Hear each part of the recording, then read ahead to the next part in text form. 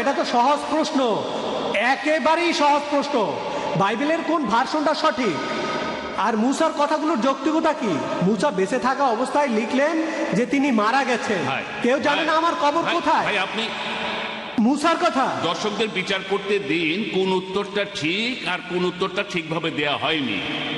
না না ভাই, আপনি একা সব বিচার করতে পারবেন না। না, আমি বিচার করছি না। দিয়েছে এক মিনিট, আপনি এক মিনিট ভাই শুনে বললেন বাইবেল আয়না, আসলে অনেক বাইবেল নাকি আয়না? আপনার আগ্রহ বলে কি বাইবেল নাকি আয়না? শোনেন ভাই ভাই ভাই শোনেন, তবে আমাদের এখানে বেশ কিছু নিয়ম কানুন আছে। আমি আবারও বলছি ভাই, আমরা আপনার আগ্রহের প্রশংসা করছি। আর প্যাস্টর রকনিও আপনার প্রশ্নের উত্তর দিয়েছেন। তিনি বলেছেন চা খেতে খেতে আলোচনা করবেন, আর প্যাস্টর সেই চায়ের দামটাও দেবেন, তাই না? ভাই রকনি কি রাজি? ঠিক আছে, রেডি। এবার পরের প্রশ্ন ডাক্তার জাকিরের কাছে, মহিলাদের মধ্য থেকে। আসসালামু আলাইকুম। খ্রিস্টানদের ট্রিনিটির মতবাদটি কি, আর এটার সাথে ক্রুসিফিক্সনের সম্পর্কটা কি? FIXION। বোন, আপনি খুব সুন্দর প্রশ্ন করলেন যে ট্রিনিটির মতবাদটা আসলে কি, আর ক্রুসিফিকশনের সাথে এর সম্পর্কটা কি, FIXION, এটা বলার জন্য ধন্যবাদ। না হলে বুঝতে একটু অসুবিধা হতো। এখানেও ইসলামিক দৃষ্টিভঙ্গি আর বাইবেলের দৃষ্টিভঙ্গি, কোরআন আর বাইবেলের কথা। এখানেও পবিত্র কোরআন বলছে, সূরা মাইদার ৭৩ নম্বর আয়াতে উল্লেখ করা হয়েছে, লাকাদ কাফারাল্লাযিনা ক্বালু ইন্নাল্লাহা সালিসু সালাসা। তারা তো কুফরি করছে, ধর্মের অবমাননা করছে যারা এমন বলে আল্লাহ তো তিনের মধ্যে একজন, অর্থাৎ ট্রিনিটি। এরপরে সূরা নিসার ১৭১ নম্বর আয়াতে উল্লেখ করা হয়েছে, ওয়ালা তাকুলু সালাসা, তোমরা ট্রিনিটি বলো না, নিবৃত্ত হও, এটাই তোমাদের জন্য কল্যাণকর। ওয়ালা তাকুলু সালাসা। পবিত্র কোরআনে ট্রিনিটি শব্দটার উল্লেখ আছে সব মিলিয়ে 2 বার।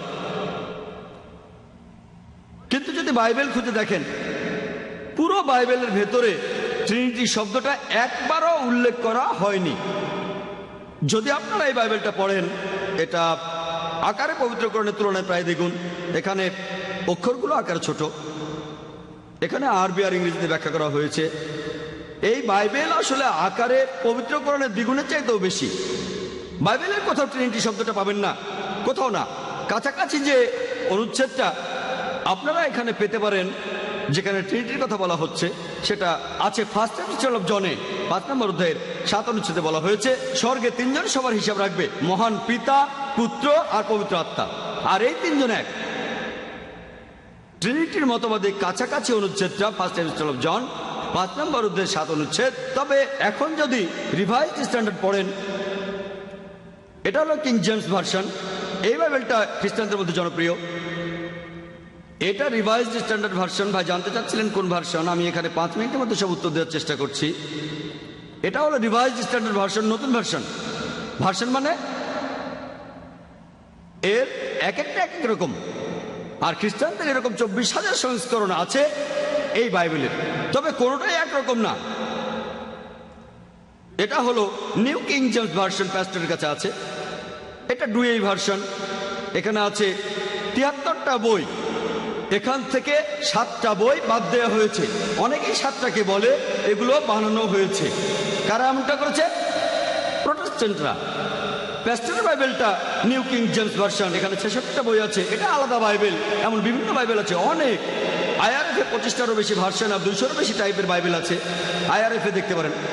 আপনার প্রশ্নটাই আসি, এই রিভাইজড স্ট্যান্ডার্ড ভার্সনটা এটা সংস্কার করেছেন মোট 32 জন উচ্চপদস্থ বিশেষজ্ঞ, যাদের পেছনে রয়েছে মোট 50টি খ্রিস্টান ধর্মীয় সংস্থা। তারা বলেন কিং জেমস ভার্সনে অনেক ভুল রয়ে গেছে, আর এই সংস্কার করার পর তারা এই অনুচ্ছেদটা বাদ দিয়েছে যেটার সাথে ট্রিনিটির মতবাদ মিলে যায়। ফার্স্ট এপিস্টল অফ জন 5 অধ্যায়ের 7 অনুচ্ছেদ, যে এটা বানানো হয়েছে, এটা বানানো গল্প, এটা পরে ঢুকানো হয়েছে। অনুচ্ছেদটা বাদ দিয়েছে কারা? মুসলিমরা না, হিন্দুরা না, 32 জন খ্রিস্টান বিশেষজ্ঞ, খুবই উচ্চপদস্থ, যাদের পেছনে 50টি খ্রিস্টান সংস্থা আছে। তারা অনুচ্ছেদটা বাদ দিয়েছে, যেটা ট্রিনিটির মতবাদের কাছাকাছি ছিল, যে এটা বানানো হয়েছে। ট্রিনিটি শব্দটা বাইবেলে নেই। যীশু খ্রিস্ট নিজেকে কখনো ঈশ্বর দাবি করেননি। আমি এই কথা আগেই বলেছি। 4টে সবাইকে শেখানো হয়, তারা বলে পিতা হলেন একজন, পুত্র হলেন একজন, আর পবিত্র আত্মা একজন, কিন্তু তারা তিনজন নন, আসলে একজন। একজন আরেকজন আরেকজন, কিন্তু তিনজন না, একজন। এটা কি? এক যোগ এক যোগ এক সমান তিন, কিন্তু খ্রিস্টানরা বলে এক। যদি খ্রিস্টানদের জিজ্ঞেস করেন আপনি যখন পিতার কথা ভাবেন তখন মনে কোন ছবি ভাসে, আর তখন একজন খ্রিস্টান তার মনে ছবি ভাসে যে মহান ঈশ্বর সান্টা ক্লজের মতো স্বর্গে বসে আছেন, তার সিংহাসনে বসে আছেন। যখন আপনি ভাবেন শব্দ বা পুত্র বা যীশু খ্রিস্টের কথা, তখন জেফ্রি হান্টারের কথা ভাবেন কিং অফ কিংস ছবিতে।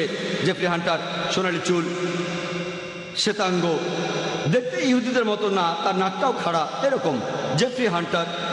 আর যখন পবিত্র আত্মার কথা বলে একটা ঘুঘু পাখির মতো, যেটা এসেছিল জন দ্য ব্যাপটিস্টের সাথে ব্যাপটাইজের সময়, অথবা সেই ধোঁয়ার মতো পেন্টাকস্টের সেই ভোজসভায়। তিনটি আলাদা ছবি। কিন্তু যদি প্রশ্ন করেন আপনারা কটা ছবি দেখেছেন, তারা বলবে একটা। আপনি যতই চেষ্টা করেন এই তিনটি ছবিকে কখনো এক করতে পারবেন না। তবে জিজ্ঞেস করেন কটা ছবি দেখেছেন, তারা বলবে একটা। তারা মিথ্যে বলছে, কারণ এক যোগ এক যোগ এক সমান তিন, যোগ করলে এক হয় না। তারা উদাহরণ দিয়ে বলে, দেখেন ট্রিনিটির এই মতবাদটা বুঝতে পারা খুব কঠিন। একজন লোক সে বাবা হতে পারে, ভাই হতে পারে, আর একই সাথে একজন ব্যবসায়ীও হতে পারে, তাহলে ঈশ্বর কেন পিতা, পুত্র আর পবিত্র আত্মা হবে না? আচ্ছা ঠিক আছে, আসলে একটু ভালো করে দেখি। ধরেন একজন লোক কারো বাবা, আবার কারো ভাই, আর একজন ব্যবসায়ী। এখন লোকটার বোন তাকে কিছু কথা বললো, গোপন কথা। স্বাভাবিকভাবেই লোকটার বাবা সত্তাটা সে কথাটা জানবে, ব্যবসায়ী সত্তাটাও জানবে। কিন্তু যদি বাইবেল পড়েন, গসপেল অফ মার্ক 13:32 বলা হয়েছে, যীশু খ্রিস্ট নিজেই বলেছেন সেদিনের কথা, সেই সময়ের কথা কোনো মানুষ জানে না, কোনো দেবদূত জানে না, এমনকি পুত্রও জানে না, শুধু স্বর্গের পিতা জানেন।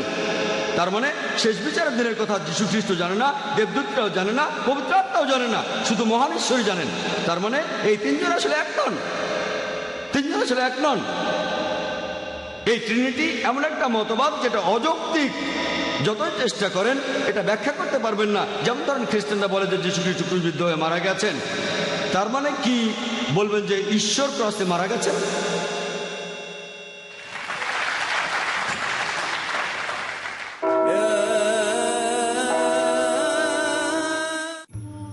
إنه من يشرك بالله فقد حرم الله عليه الجنة ومأواه النار। নিশ্চয়ই যে আল্লাহর সাথে শিরকে লিপ্ত হয়, আল্লাহ তার জন্য জান্নাতকে হারাম করে দেন এবং জাহান্নাম অবধারিত করে দেন। শহীদুল্লাহ খান মাদানী। জান্নাতে যাওয়ার এবং জাহান্নাম হতে বাঁচার একটি মাত্র পথ, তাওহীদ। আল্লাহ সুবহানাহু ওয়া তাআলার তাওহীদ জানার জন্য দেখুন আমার ধারাবাহিক দার্স কিতাবুত তাওহীদ। দেখুন কিতাবুত তাওহীদ প্রতি রোববার, মঙ্গলবার ও শুক্রবার রাত 11টায় বা পুনঃ সম্প্রচার সকাল 10টায় বাংলাদেশে পিস টিভি বাংলায়।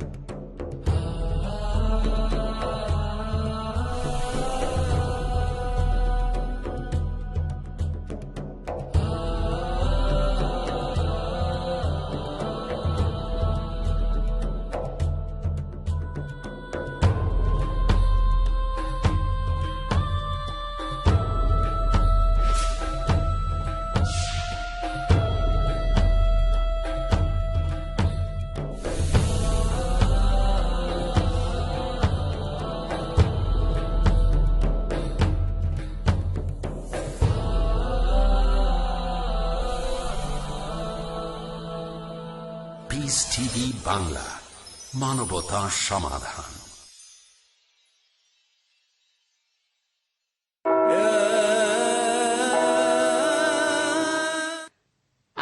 আপনার লেকচারের শুরুতে বললেন যে আমরা মানুষরাই আসলে বিভিন্ন পাপ করে থাকি, ঈশ্বর এগুলো করান না। কিন্তু আদি পাপ সম্পর্কে যে মতবাদ আছে সেটার ব্যাপারে বললেন যে মানুষ পাপের ভেতরে জন্মায়। এই কথা দুটো কি পরস্পর বিরোধী নয়? হ্যাঁ, মানুষ আসলে সবাই পাপী হয়ে জন্মায় না। পাপের প্রকৃতি নিয়ে জন্মায়। ওকে, তার মানে সব মানুষের মধ্যেই পাপ করার প্রবৃত্তিটা রয়েছে। কিন্তু একটা শিশু মারা গেলে কি হবে? সে নিষ্পাপ, সে স্বর্গে যাবে, আমি এটাই বিশ্বাস করি। ওকে, তবে এই শিশু তার বাবা মায়ের পাপের বোঝা বহন করবে না। আর এ ব্যাপারে ডক্টর জাকির বাইবেলের উদ্ধৃতি দিলেন, ঠিকই বলেছেন তিনি, পুত্র তার পিতার পাপের বোঝা নেবে না। এখানে পাপ আর নরকের শাস্তি ভোগের কথা বলা হচ্ছে। ওকে, তাহলে পাপের প্রবৃত্তি এটা পেয়েছে আদি পিতা আদমের কাছ থেকে। পাপ করি কারণ আমি একজন পাপী, বুঝলেন? পাপী মানে পাপের প্রবৃত্তি আছে, এটা উত্তরাধিকার হিসাবে পেয়েছি। ওকে, এটা আসলে পাপই নয়। যখন মানুষ পাপ করে সে তখন শুধু নিজের ক্ষতি করে। তাহলে আপনার সমস্যার সমাধানটা হলো অন্য ব্যাপারটা, মানুষের উপর অভিশাপ পড়তে পারে। এখানে পাপ আছে আর অভিশাপও আছে, এটা নিয়ে কিছু বলার দরকার নেই। আমি আমার বাবার পাপের বোঝা বইব না, আমার উপরে অভিশাপ আছে। আপনারাও এই ব্যাপারটা বুঝতে পারবেন। আমার বাবা অনেক ভুল করেছেন, তবে ঈশ্বরের দয়ায় তিনি বিশ্বাসী হয়ে মারা গেছেন। তবে আমি এখনো ভুগি, কারণ তিনি অনেক ভুল করেছিলেন। উত্তরাধিকার হিসেবে তবে তবে তবে আমি তার পাপের বোঝা বহন করছি না, এমনটা নয়। আমি আমার বাবার পাপের বোঝা বহন করছি না। ওকে, তিনি অনেক কাজই করেছিলেন যেগুলো পাপ। আর দেখি যে আজকে আমি অনেক ধরনের বাধা বিপত্তির মুখোমুখি হই, এটা অভিশাপ। আসলে অভিশাপ, পাপ আর অভিশাপকে আলাদা করবেন। পাপ আর অভিশাপ আসলে আলাদা। অভিশাপ একটা ক্ষতি, যেটা হলো এই পাপের ফলাফল। অভিশাপ হলো পাপের কারণে ক্ষতি। ওকে, তাহলে যিশু আমার জীবনে দুইটি কাজ করতে পারেন। এক নম্বর, তিনি আমার পাপের বোঝা বহন করেছেন, তাই ঈশ্বর আমাকে পাপের শাস্তি দেবেন না, আমি পাপ মুক্ত হয়ে যাব। দুই নম্বর, তিনি অভিশাপকেও ভেঙেছেন আমার জীবন থেকে। সেজন্য বাইবেলও বলছে যিশু শুধুমাত্র ক্রুসিফাই হয়ে আমাদের পাপ থেকে মুক্তি দিয়েছেন তা নয়, এছাড়াও তিনি আমার অভিশাপগুলো নিজের সাথে নিয়েছেন। আমার এই অভিশাপ, এগুলো তিনি নিয়েছেন, যে অভিশাপগুলো ছিল আসলে আপনার উপর। যিশুকে বিশ্বাস করেন, অভিশাপগুলো আপনার জীবন থেকে চলে যাবে। অভিশাপগুলো আপনার জীবন থেকে চলে যাবে। তাহলে এখানে দেখবেন পাপ আর দেখবেন অভিশাপ, দুইটা আলাদা জিনিস। আশা করি উত্তরটা ঠিক মতো দিতে পেরেছি। আশা করি অন্তত আপনারা তো বুঝতে পেরেছেন। হ্যাঁ ভাই, এবারের প্রশ্ন ডক্টর জাকিরের কাছে। ডক্টর জাকির নায়েক, আমার নাম রিচার্ড, একজন বাইবেল স্টুডেন্ট, বাইবেল লাভার, এছাড়াও পেশা একজন টেকনিশিয়ান। আপনি বললেন যে বাইবেলে আছে যীশু খ্রিস্ট বলেছেন তারা দেবদূতের মতো হবে, আধ্যাত্মিক শরীর দেবদূতের মতো। এছাড়াও আপনি বললেন যে বাইবেলে নাকি কোথাও বলা নেই যে যীশু পুনরুত্থিত হয়েছিলেন। আমি এখানে মাত্র একটা বলছি, অনেক আছে। ম্যাথিউ 16:21 বলছে, আর সেই সময় থেকেই যিশু তার শিষ্যদের বলেছেন যে কিভাবে তিনি জেরুজালেমে যাবেন, কিভাবে তার উপর অত্যাচার করা হবে, তারপর মারা গিয়ে তিনি তৃতীয় দিনে পুনরুত্থিত হবেন। এই কথা আছে 3 বার, সবগুলো গসপেলেই বলা হয়েছে। শুধু তাই নয়, এছাড়াও বাইবেল বলছে কিভাবে তিনি ক্রুশবিদ্ধ হয়েছিলেন 6 ঘন্টা ধরে, কিভাবে মারা গেলেন। তখন বলেছিলেন এল্লা ইল্লা লামা সাবাক্তানি। এখানে তিনি বাইবেলের ভবিষ্যৎবাণীটা পূরণ করেছেন।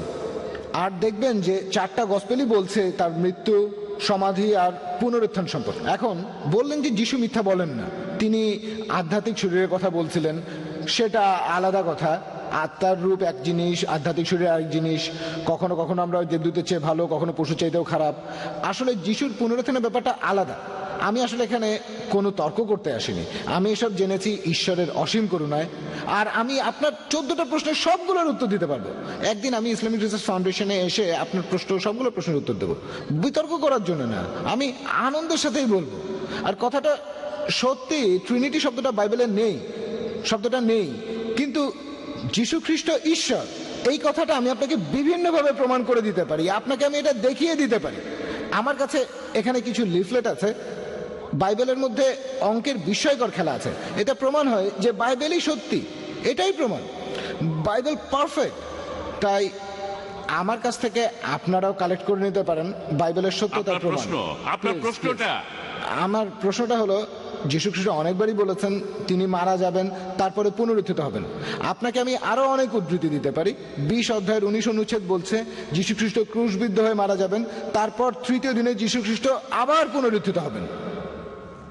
এই তো শেষ, আমার প্রশ্ন প্রায় শেষ, প্রায় শেষ। বলেন, কোনো সমস্যা নেই। প্রশ্ন শেষ হয়েছে? হ্যাঁ, আমি একটু ব্যাখ্যা করলাম। কোনো সমস্যা নেই ভাই, আমাদের IRF এ প্রতি রবিবার প্রোগ্রাম হয়। বাইবেলেই প্রত্যেক রবিবার। সবকিছুর উত্তর আছে, অন্য কোনো ধর্মে নেই। রবিবার আমরা IRF এ প্রোগ্রাম করে থাকি, ঠিকানাটা আপনি জেনে নিন। প্রত্যেক রবিবার রবিবার সকাল 10:30।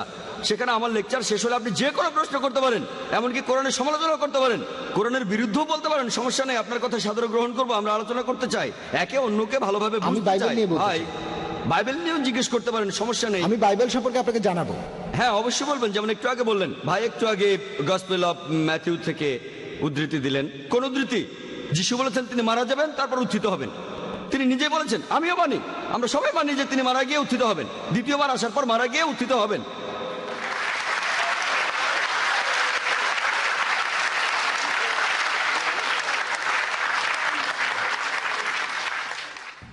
আর দ্বিতীয়বার আসার পর পুনরুত্থান, যেটার কথা কোরআন ও বাইবেলে বলা আছে, সেটাই হবে সত্যিকার পুনরুত্থান, সত্যিকার মৃত্যু, সত্যিকার পুনরুত্থান। আপনি যেটা বলছেন যিশু ক্রুশবিদ্ধ হওয়ার পর মারা গেলেন, আপনি যেটা বলছেন সেটা লোক মুখে শোনে, চোখে দেখা না। আমি জানি কিছু লোক বলছিল আমরা তাকে মৃত দেখেছি, সৈন্যরা বলছিল সেটা। বাইবেলে দেখবেন গসপেল অফ জন 9 অধ্যায়, আমি উদ্ধৃতি দিচ্ছি, গসপেল অফ জন 19 নম্বর অধ্যায় 33 অনুচ্ছেদ, আমরা তাকে মৃত ভেবেছিলাম। যেমন প্যাস্টর মনে করেছিল মেয়েটা মারা গেছে, তিনি আরো বললেন তিনি এক্সপার্ট না, একজন সাধারণ মানুষ। তাহলে একইভাবে সৈন্যরা তাকে মৃত ভেবেছিল। এখন চিকিৎসা বিজ্ঞানে দেখেন, ডাক্তারদের স্টেথোস্কোপ লাগে নারীর স্পন্দন বোঝার জন্য, এছাড়া বিভিন্ন machine, ECG, EEG, heartbeat, brain, তারপর ডাক্তাররা ভুল করে। এই পেপার কাটিং গুলো দেখেন, এগুলো নিউজ আর্টিকেল। একজন লোক 3 ঘন্টা মৃত ছিল, তারপর আবার জীবিত হয়েছে 3 দিন। অনেক, এটা দক্ষিণ আফ্রিকায়, ফিলিপিন্সে অনেক কেস আছে। ডাক্তার পরীক্ষা করেছে যন্ত্রপাতি দিয়ে, এখানে সাধারণ সৈন্যরা পরীক্ষা করে বলছে, তার মানে এ না তিনি মৃত। আগে আমার উত্তরটা শোনেন, তারপর লাইনের পেছনে গিয়ে আরেকটা প্রশ্ন করবেন, অথবা রবিবার IRF এ আসবেন। তাহলে এই কথাগুলো লোকমুখে শোনা, তিনি আসলে মারা গিয়েছিলেন কিনা প্রমাণ দিয়েছি 14টা পয়েন্ট। আপনি বললেন সবগুলোর উত্তর দিতে পারবেন, কিন্তু একটার উত্তর দেননি। তিনি ছিলেন জীবিত, জীবিত, জীবিত। তার মানে তিনি পুনরুত্থিত হননি। তিনি একদিন পুনরুত্থিত হবেন, আমিও মানি, প্রত্যেক মুসলমানই মানে। দ্বিতীয়বার যখন তিনি আসবেন, সেবার পুনরুত্থিত হবেন। আর পবিত্র কোরআন বলছে, সূরা মাইদার 116 ও 117 নম্বর আয়াতে উল্লেখ আছে, যিশু বলেছেন যে হে আল্লাহ, তুমি এখানে সাক্ষী, আমি তাদের কখনোই বলিনি আমার উপাসনা করো বা আমি আল্লাহ, বরং আমি বলেছি আল্লাহর ইবাদত করো, রাব্বি ওয়া রাব্বুকুম, তিনি আমাদের সকলের প্রভু। যিশু খ্রিস্ট সেটাই প্রচার করেছেন যেভাবে আল্লাহ তাআলা নির্দেশ দিয়েছেন। তিনি বলেছেন তোমরা শুধু এক আল্লাহর ইবাদত করবে, নিজেকে তিনি আল্লাহ বলেননি।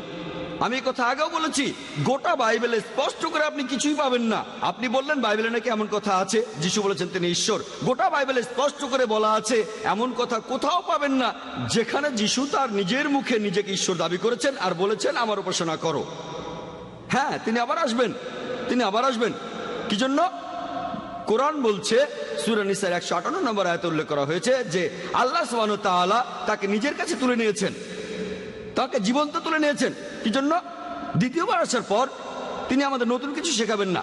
পবিত্র কোরআনের সূরা মাইদা 3 নম্বর আয়াতে আছে, আজ তোমাদের দিনকে পূর্ণাঙ্গ করলাম, ইসলামকে তোমাদের দিন করলাম, তোমাদের জন্য বিশ্বাস পূর্ণাঙ্গ করলাম। নতুন কিছু তিনি শেখাবেন না। তিনি দ্বিতীয়বার পৃথিবীতে এসে মুসলিমদের নতুন করে কিছু শেখাবেন না। তিনি দ্বিতীয়বার পৃথিবীতে এসে সাক্ষ্য দেবেন যে আমি নিজেকে ঈশ্বর দাবি করিনি, বলিনি যে তোমরা আমার উপাসনা করো। এ কথাটা গসপেলেও বলা হয়েছে। দ্বিতীয়বার আসার পরে লোকজন সবাই বলবে হে প্রভু, হে প্রভু, আমরা কি আপনার নামে সব অলৌকিক কাজ করিনি? যিশু তখন তাদের বলবেন তোমরা অন্যায়কারী, তোমরা পাপী, তোমরা এখান থেকে চলে যাও, আমি তোমাদের চিনি না। তিনি এ কথা কাদের বলবেন? মুসলিমদের, হিন্দুদের, খ্রিস্টানদের। তোমরা আমার নামে অলৌকিক কাজ করেছো, তোমরা এখান থেকে চলে যাও, আমি তোমাদের কাউকে চিনি না। যিশু খ্রিস্ট দ্বিতীয়বার যখন আসবেন সেই সময় পবিত্র কোরআনের সূরা ইমরানের 185 নম্বর আয়াতে উল্লেখ করা হয়েছে কুল্লু নাফসিন যায়কাতুল মউত, জীবমাত্রাই মৃত্যু স্বাদ গ্রহণ করিবে। যিশু মারা যাবেন সাধারণ মানুষের মতোই, তারপর ইনশাআল্লাহ পুনরুত্থিত হবেন তিনি। আমরাও অপেক্ষা করছি রোজ কিয়ামতের আগে যিশু এই পৃথিবীতে আসবেন। আশা করি উত্তরটা পেয়েছেন। হ্যাঁ ভাই, আমার প্রশ্নটা প্যাস্টরের কাছে। মুসলিমরা বেহেশতে যেতে চাইলে তাদের বেশ কিছু শর্ত পূরণ করতে হবে। আজকে আপনার লেকচারে যেটা শুনলাম আর আমার প্রতিবেশীদের কাছ থেকে যা শুনেছি যে খ্রিস্টান ধর্ম বলে যে খ্রিস্টানরা পাপমুক্ত। পাপমুক্ত মানে যীশুখ্রিস্ট নাকি মানব জাতির সবার পাপের বোঝা মাথায় নিয়ে ক্রুশবিদ্ধ হয়ে মারা গিয়েছিলেন। তাহলে তার মানে যদি আজকে কেউ মেনে নেয় যে যীশুখ্রিস্ট ক্রুশবিদ্ধ হয়ে মারা গেছেন মানব জাতির সবার পাপের জন্য, তার মানে কি এই সেই লোকের পাপ অতীত আর ভবিষ্যতের সব মুছে গেল আর সে স্বর্গে যেতে পারবে? হ্যাঁ, বাইবেলে এই কথা লেখা আছে, যদি যিশুকে বিশ্বাস করেন তার মানে যিশু খ্রিস্টের কথার কাজে বিশ্বাস করা। বিশ্বাসটাকে মুখের কথায় মেনে নেন, তার মানে নিজের মুখে কথা বলেন, যিশুকে গ্রহণ করেন আপনার অন্তর থেকে, তারপর আপনি পাপ থেকে মুক্ত হবেন। তখন আপনার নিয়তিও বদলে যাবে। এখানে আমি ব্যাপারটাকে যেভাবে বুঝি, আপনার নিয়তি বদলে যাবে, আপনি সেই মুহূর্তে স্বর্গে চলে যাবেন না। আরেকটা প্রশ্ন এটার সূত্র ধরেই, তাহলে তার মানে আমি বাইবেল পড়লাম, বাইবেলের প্রত্যেকটা কথাই বিশ্বাস করলাম, মানলাম যীশুখ্রিস্ট মারা গেছেন ক্রুশবিদ্ধ হয়ে, তার পরের দিন হয়ে গেলাম ধর্ষণকারী অথবা সন্ত্রাসী আর মানুষ খুন করে বেড়াতে লাগলাম, তারপরও কি আমি স্বর্গে যেতে পারবো? এখানে আসলে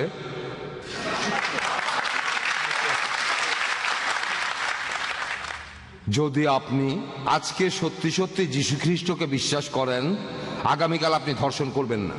না কেন? এমনটা তো হতেই পারে। আপনার জীবন এতটাই বদলে যাবে। তাহলে মিথ্যা বলছেন, আপনি যিশুকে বিশ্বাস করেন না। দেখেন, স্বর্গে যাওয়ার একমাত্র শর্ত হলো আমি বিশ্বাস করব যিশুকে, তিনি ক্রুসিফাইড হয়েছেন, মানব জাতির পাপের জন্য ক্রুশবিদ্ধ হয়ে মারা গেছেন। এটাই তো স্বর্গে যাওয়ার একমাত্র শর্ত। আপনার লেকচারেও একই কথা বললেন। যদি যিশুকে বিশ্বাস করেন সেটা কেমন হবে তা বলা আছে অ্যাক্টস অফ ফেইথে, যেটা হলো জেমসের বই, ইয়াকুব।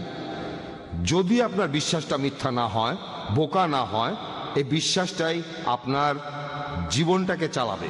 কিন্তু আপনার বিশ্বাসটা যদি মিথ্যা হয়, সবাইকে শুধু দেখানোর জন্য, তখন এই বিশ্বাস আপনার জীবনটাকে পরিচালিত করবে না।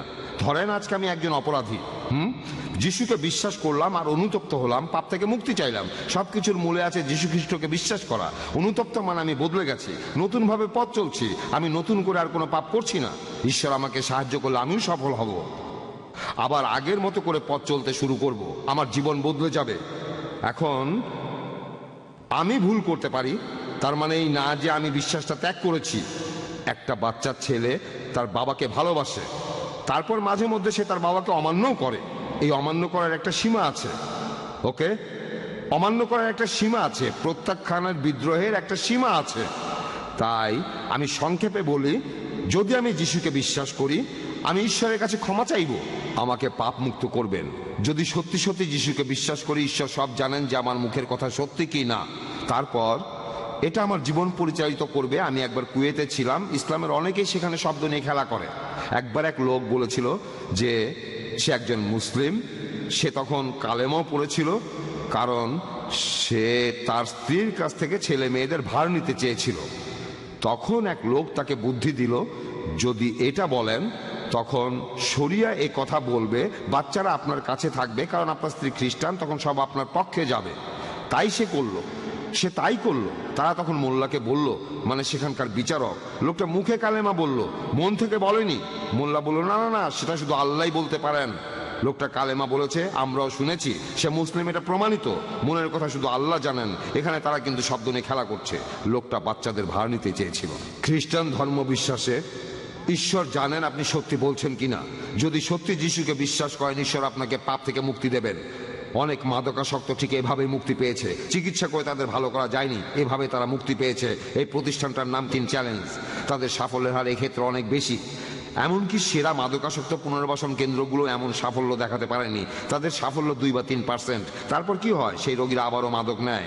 কিন্তু এরা সফল হয়েছে, অনেক মাদকাসক্তকে তারা ফিরিয়ে আনতে পেরেছে, কারণ তাদের এই যে চিকিৎসা, এর মূলে রয়েছে যীশু খ্রিস্টকে আপন মন থেকে বিশ্বাস করা। যীশু খ্রিস্ট সব সমস্যার সমাধান। যীশু আসলে পটে আঁকা সুন্দর কোনো ছবি নয়, শুধু একটা বইতে আঁকা রঙিন ছবি নয়। যীশু খ্রিস্ট আমাদের জীবনের সব সমস্যার সমাধান।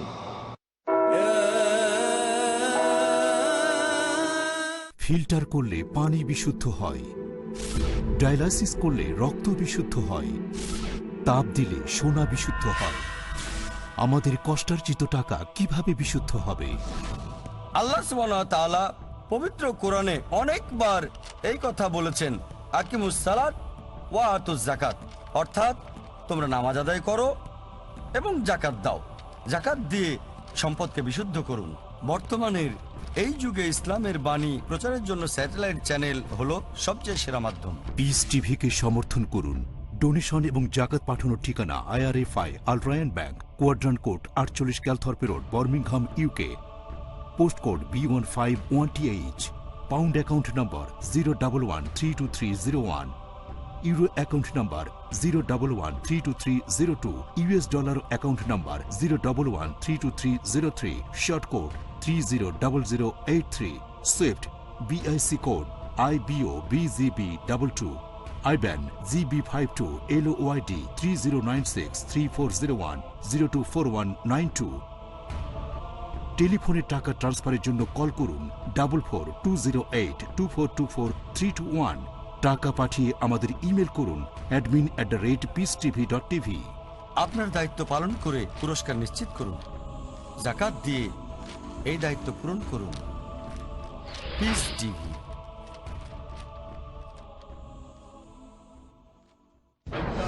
তৌহিদের প্রতিষ্ঠা। আল্লাহর একত্বটাই মূল জিনিস, উপরটার বিষয়টাই হচ্ছে এই তাওহীদের বিষয়টা হলো মূল বিষয়।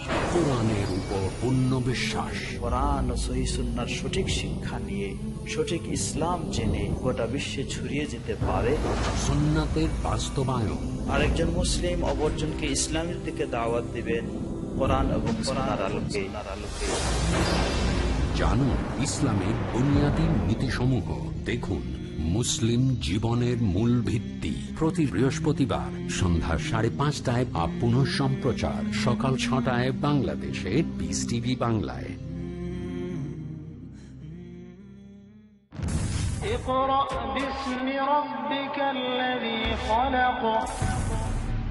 আপনি পড়ুন আপনার প্রতিপালকের নামে, যিনি সৃষ্টি করেছেন। ইকরা মানে পড়ো। সারা দুনিয়ার মানুষকে কোরআন মাজিদ আল্লাহ তাআলা পড়তে বললেন। বিশ্ব সৃষ্টিতে সবচেয়ে মিরাকল আল কোরআনকে নাজিল করা। এটি প্রজ্ঞাপন্য কেতাব। কোরআন আরবি ভাষায় নাজিল হয়েছে যাতে সমাজের লোকদেরকে বুঝাতে সক্ষম হয়। এটি মহা কল্যাণময় ও নিরাময়। বহু দিক থেকে হেদায়েত দিয়ে থাকে। আছে কেউ তোমাদের মধ্যে যে চিন্তা করে ও গবেষণা করে? দেখুন আমাদের অনুষ্ঠান এসো কোরআনের ছায়ায়, প্রতি বুধবার রাত 11:30টায় বা পুনঃ সম্প্রচার সকাল 10:30টায় বাংলাদেশে পিস টিভি বাংলায়।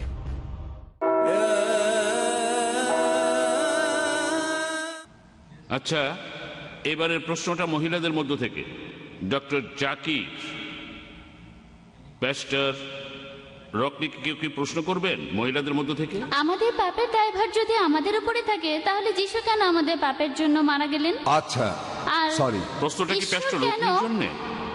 হ্যাঁ, ঈশ্বর সেজন্য যিশুকে কেন শাস্তি দিবেন? যদি আমাদের পাপের দায় আমাদের উপরেই থাকে, তাহলে যিশু কেন আমাদের জন্য মারা গেলেন? আর দ্বিতীয় প্রশ্নটা সেটা কি? আমাদের জন্য ঈশ্বর কেন যিশুকে শাস্তি দিবেন? আচ্ছা, আইন বলতো আমরা সবাই পাপী। এই আইনটা ছিল যিশুর আগে। সেখানে মানুষের কাছে ঈশ্বর কি চান সেটা বলা আছে। সেখানেই আসলে বলা হয়েছে যে আমরা কতটা পাপী। ওকে, তাহলে এই পাপ থেকে কোনো মুক্তি নেই। সব মানুষেরই একই অবস্থা, কোনো মুক্তি নেই। আর মুসার আইন নিশ্চিত করে বলছে পাপ থেকে মুক্তি নেই, তোমরা যতই চেষ্টা করো সফল হবে না।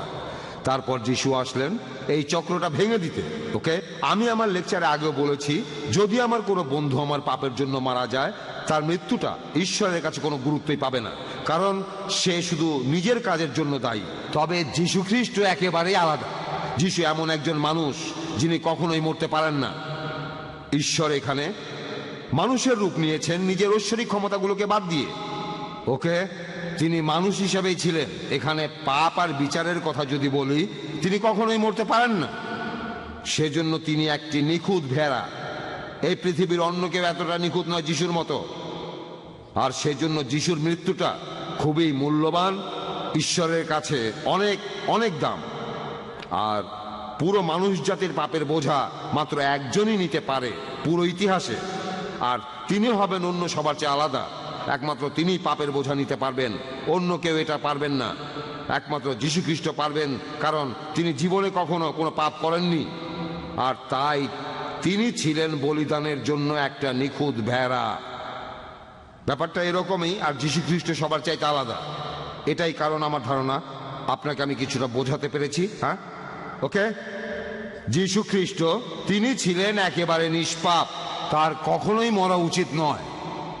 এই জন্যই তিনি হলেন ঈশ্বরের জন্য একটি নিখুঁত ভেড়া, অন্য সব মানুষের পাপের বোঝা নেবেন। তারপরে কি আমাদের পাপের ভার আমাদের উপরে থাকবে যিশুকে বিশ্বাস করার পরও? আমি একটু আগে কথা বলেছিলাম, আপনি যদি বিশ্বাস করেন আপনার কাজেও সেটা প্রকাশ পাবে। কিছু মানুষ বিশ্বাস করে কোনো সুবিধা পাওয়ার জন্য, হয়তো তারা কোনো বিদেশি কোম্পানিতে বড় চাকরি পাবে, অনেকেই এমনটা করে। তবে ঈশ্বর সবকিছু জানেন, ওকে। তাই আপনি যদি বিশ্বাস করেন আপনার কাজের মধ্যেই সেটা প্রকাশ পাবে। জুডাস ইসকারিয়াত বিশ্বাস করেছিল, তবে সেটা আসল বিশ্বাস ছিল না। পরবর্তীতে আমরা দেখি মাত্র 30টা পয়সার জন্য সে বিশ্বাসঘাতকতা করেছিল। আসলে প্রথম থেকেই সে বিশ্বাসী ছিল না। এই বিশ্বাসটা আসল ছিল না। সুবিধা থাকলে বিশ্বাসী, শুধু তখনই বিশ্বাসী যখন সুবিধা থাকবে, ওকে। তাহলে বুক অফ জেমস বলছে যদি বিশ্বাস করেন কাজেই সেটা প্রকাশ পাবে, ওকে। শুধু মুখে বললেই সেটা বিশ্বাস হয়ে যায় না, মুখের কথাগুলো ভেতরে থাকতে হবে, ওকে। মানে একেবারে অন্তর দিয়ে আমি ঈশ্বরের কাছে পাপ মুক্তির জন্য প্রার্থনা করব, আমি পাপ মুক্তির জন্য প্রার্থনা করব ঈশ্বরের পুত্র যিশুর নামে। এটাই হলো পাপ মুক্তির একমাত্র উপায়, আর কোনো পথ খোলা নেই। সরি, আপনি বললেন যে ঈশ্বর মানুষের রূপ নিয়ে এসেছিলেন। আমি আসলে মাফ করবেন, আপনি আপনার প্রশ্ন করেছেন, প্যাস্টরও উত্তর দিয়েছেন। আমি আসলে একটি কথা এখন আপনি আরেকটা প্রশ্ন করতে পারবেন আমি না। একটি কথা বলবো ওনার উত্তরটা প্রসঙ্গে আর কি। আপনি দ্বিতীয় প্রশ্ন করতে চাইলে আচ্ছা এক কথায় বলে ফেলেন। প্যাস্টর বললেন যে লোক যীশু খ্রিস্টকে বিশ্বাস করবে সে কখনোই একজন ধর্ষণকারী হবে না। তবে যদি খ্রিস্টানদের দেখেন সামগ্রিকভাবে দেখবেন যে সব খ্রিস্টানই পাপ করে। তাহলে আপনি কি এই কথা বলছেন যে কোনো খ্রিস্টানই সত্যিকার অর্থে যীশু খ্রিস্টকে বিশ্বাস করে না?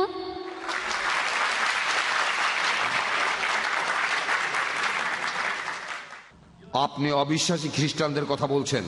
অনেক লোকই সমাজে খ্রিস্টান বলে পরিচিত, অনেক লোকের উপরে খ্রিস্টান লেভেলটা রয়েছে, তারা অনেক অন্যায় করছে। এমনকি ব্রিটিশরা যখন ইন্ডিয়ায় ছিল, এটা আমার মনে হয় আপনার যদি খারাপ লাগে তাহলে আমি দুঃখিত, তারা ইন্ডিয়ায় যিশুকে ঠিকভাবে তুলে ধরেনি, চালু করেছে খ্রিস্টান নাম। যেমন ধরেন আমার নাম ছিল শর্মা, নাম হয়ে যাবে টনি বা জনি। যদি আমি খ্রিস্টান হই, আমার মন কিন্তু বদলায়নি, খোলসটা বদলেছে। এগুলো যীশু খ্রিস্টের বিশ্বাসীদের বৈশিষ্ট্য নয়। আমি আমার লেকচারে এই কথাটা আগেও বলেছি, আপনারা বিশ্বাসী খ্রিস্টান দেখবেন, ট্র্যাডিশনাল খ্রিস্টানও দেখবেন, সবাই মিশে গেছে। এই ট্র্যাডিশনাল খ্রিস্টানদের দেখেই আপনার মধ্যে এই ভুল ধারণাগুলো হচ্ছে। আপনি যে খ্রিস্টানদের কথা বলছেন তারা ট্র্যাডিশনাল, তারা অনেক আলাদা। খ্রিস্টানরা আমরা মূর্তি পূজা করি না, আমরা কোনো ছবি রেখে নতজানু হই না। প্যাস্টরকেও জিজ্ঞাসা করেন, মূর্তি পূজা করি না। তবে আগে আমি এমনটা করতাম, তারপর আমি বাইবেল আর তাওরাত পড়লাম, তখন এটা বন্ধ করলাম। আমি জানতাম না, আমি আগে মূর্তি পূজা করতাম, আমি প্রার্থনা করতাম মৃত আত্মার কাছে। ঈশ্বর এগুলো করতে নিষেধ করেছেন, আমি জানতাম না। কিন্তু আমিও খ্রিস্টানই ছিলাম, আমাকেও তখন খ্রিস্টান বলা হতো। আমি মহান ঈশ্বরকে বাদ দিয়ে মানুষের কাছে প্রার্থনা করতাম, মেডিয়েটরে মেডিয়েটরে মেডিয়েটরে মেডিয়েটরে মেডিয়েটরে ইত্যাদি ইত্যাদি।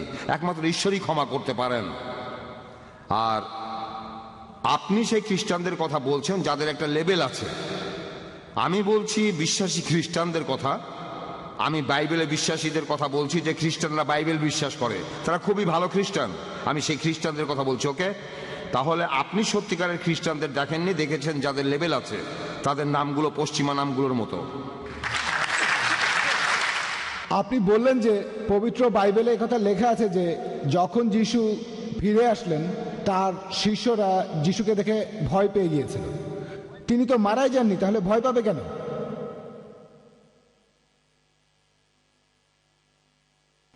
ভাই, আপনি প্রশ্ন করলেন যে যীশুখ্রিস্ট যখন উপরের ঘরে গেলেন, যেখানে তার শিষ্যরা জড়ো হয়েছিল, তিনি মারা যাননি, কিন্তু তারা ভয় পেল কেন? আমার লেকচার দেওয়ার সময় আমিও প্রশ্নটা করেছিলাম, কেন ভয় পেল? উত্তরটাও দিয়েছিলাম, কারণ তারা ভেবেছিল আত্মা, মনে করেছিল আত্মা।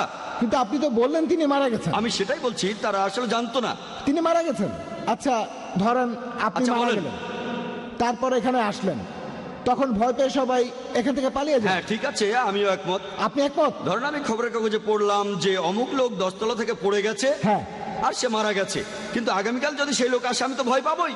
যদি সে বলে যখন আমি পড়ে গিয়েছিলাম সেখানে একটা ট্রাক ছিল, তার উপরে পড়ে গেছি, আমি মারা যাইনি, তাহলে অন্যজনের কাছে শুনলাম সে পড়ে গিয়ে মারা গেছে, তারপর যখন আসলো আমি তাকে চেক করে দেখলাম, তার হাত দেখলাম সে জীবিত, তাহলে প্রথমে আমি ভয় পাবো, কিন্তু পরে যখন সব শুনবো আর ভয় পাবো না। এখানেও একইভাবে প্রথমে তিনি তো মারা তারপর গেছেন।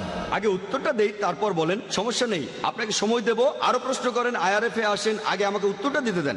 তারা ভেবেছিল, বাইবেল বলছে গসপেল অফ লুক 24 নম্বর অধ্যায়ের 37 অনুচ্ছেদে, তার শিষ্যরা ভয় পেয়ে গিয়েছিল আর ভেবেছিল তিনি আত্মা, মনে করেছিল। এটা কে বলেছে? ডক্টর জাকির বলেনি, কে বলেছে? লুক। তারা ভেবেছিল তিনি আত্মা। তখন যিশু বললেন, আমাকে স্পর্শ করে দেখো, কারণ আত্মার রক্ত মাংসে শরীর থাকে না। তারা খুশি হয়ে গেল। প্রথমে ভয় পেয়েছিল কারণ তারা ভেবেছিল আত্মা, যখন প্রমাণ করলেন তিনি আত্মা নন, তারা খুশি হয়ে গেল। এই কথা কে বলেছে? Gospel of look. গসপেল বলছে যিশু মারা গিয়েছিলেন, সমাধিতে রাখা হয়েছিল, তারপর এসেছিলেন। আপনি এটা বলেছেন। এমন কথা আপনি বলেছেন, আমি জানি না। আমি উদ্ধৃতি দিচ্ছি বাইবেল থেকেই। এক্সকিউজ মি ভাই, আপনি প্রশ্ন করেছেন, বক্তাও সেটার উত্তর দিয়েছেন। মনে হয় আল্লাহ আমাদের বেশিরভাগ মানুষকে দিয়েছেন নিজের বুদ্ধি, নিজের মন, তারা নিজেরাই সব বিচার করবেন। আমরা এ ব্যাপারে মন্তব্য করব না। এখানে দর্শক শ্রোতা যারা আছেন তারাই এগুলো বিচার করবেন। এটাই আমাদের আজকের এই অনুষ্ঠানের মূল উদ্দেশ্য, যাতে করে আমরা একে অন্যকে ভালোভাবে বুঝতে পারি। এটা নিয়ে ঝগড়া করব না, আমরা এখানে একে অন্যকে ভালোভাবে বোঝার চেষ্টা করব। ওনারা এখানে এক্সপার্ট, তারা ভালো করে জানেন, তাই তাদের উত্তর দিতে দিন। যদি আপনি ভালো জানেন তাহলে একটা হল ভাড়া করেন, তারপর আমাদের আমন্ত্রণ জানান, আমরা সবাই ঘুরতে যাব, সবাই যাব আপনার কথা শুনতে।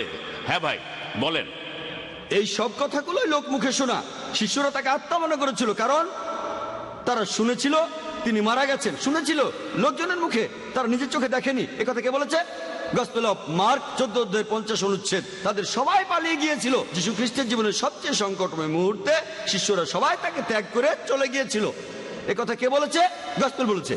তারা লোকজনের মুখে শুনেছিল, তিনি তার হাত দেখিয়ে প্রমাণ করেছিলেন তিনি কোনো আত্মা নন।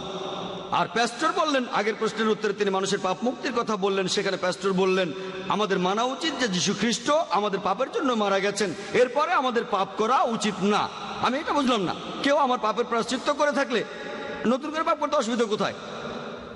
যদি কেউ আমাকে বলে অমুক রেস্টুরেন্টে যান, দিল্লি দরবার, আমি বিল দিয়ে দিয়েছি, আপনি যত খুশি খেয়ে আসেন, তারপর বললাম মুরগি খাবেন না। আমি বললাম কেন? আপনি তো বিল দিয়ে দিয়েছেন, আমি মুরগি খাবো না কেন? খাসির মাংস খাবেন না, আমি বললাম কেন? আপনি তাহলে মিথ্যে বলেছেন। আপনি আমাকে বললেন আমি বিল দিয়ে দিয়েছি, আপনি যত খুশি খান, যত খুশি আপনি খেয়ে যান সারা জীবন ধরে, তারপর কেন বলছেন মুরগি খাওয়া যাবে না, খাসি খাওয়া যাবে না? তাহলে তো মিথ্যে বলেছেন। তাহলে যিশু আমাদের পাপের জন্য প্রায়শ্চিত্ত করে থাকলে তাহলে সমস্যা কোথায়? যদি ধর্ষণ করেন আর চুরি করলেই বা সমস্যা কোথায়? তাহলে এই যুক্তিটা আসলে কোনো যুক্তিবাদী মানুষ মানতে পারবে না। আশা করি উত্তরটা পেয়েছেন।